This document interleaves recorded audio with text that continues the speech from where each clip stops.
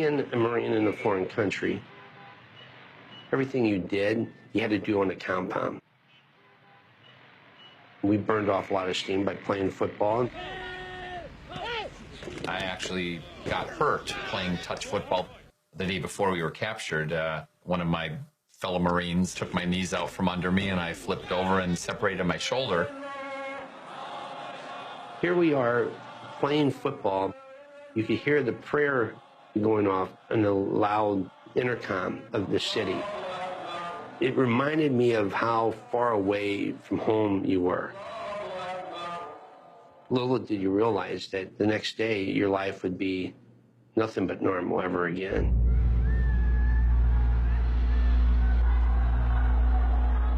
Rocky worked the switchboard a lot at night. He would call me the night before he was taken hostage. There was an alarming amount of noise in the background.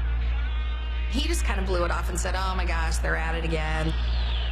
It was louder than normal.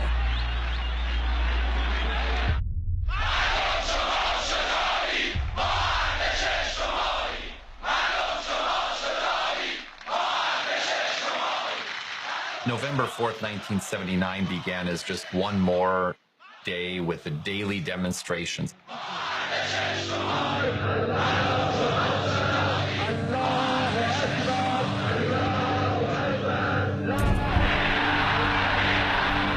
The thing I remember most is how loud it was. There were just thousands of people running around. Everyone was shouting. People were running up to me, shaking their fists at me, spitting at me, "Death to America." They were probably 1.5 million, 2 million people on the streets. You could actually feel the rumble in the earth, and they were reaching through that gate. I thought they were going to just rip us to shreds.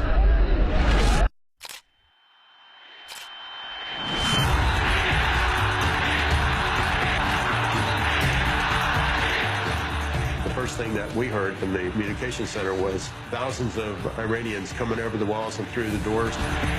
Our charge said, "Don't use tear gas, don't do anything to provoke them." They just kept falling back and falling back.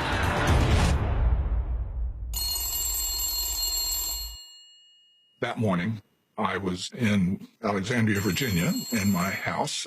I got a call from the Situation Room in the White House. They said, "There's been an attack on the embassy, and the attack is going on," because it was not over by any means. At that point, we had open telephone lines to Tehran, so we kept all of those phone lines open to various offices in the embassy. We were talking to people who were there as this event was going on. One after another, these phones went silent.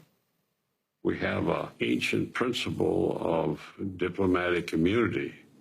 Our embassies, they're supposed to be treated as our territory. And diplomatic immunity is a pretty sacred, profound principle in international affairs. They were revolutionaries, and they weren't listening to the law or principles. They weren't negotiating. They were just slamming it to us.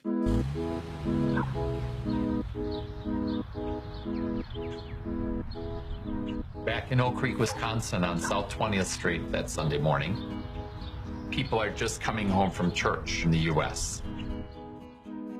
It's then time to go into the family room and watch Packer football that Sunday afternoon. 40, 35, he's still in this thing at the 30-yard line, all the way down. They interrupt the Packer game, which it better be big news. It was big news. We begin now with an on-the-scene account by the one. My recollection was being told by my mom that the embassy had been overrun by demonstrators. At the time, actually, we weren't that concerned because it had happened before, but the Iranian government had always come and dispersed the crowds. And so the anticipation was that that would happen in a few hours or at most a few days, and things would go back to normal. My grandma called my mom and said, "Barb, did you see the break-in of the Packer game? What was on the news?" My mom told her, yes, I saw that, and I'm sure everything's just fine. She was not worried at all.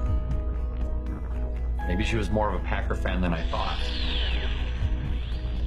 I think she thought that something happening clear around the world, even if I was peripherally involved, really couldn't be all that dramatic at that time.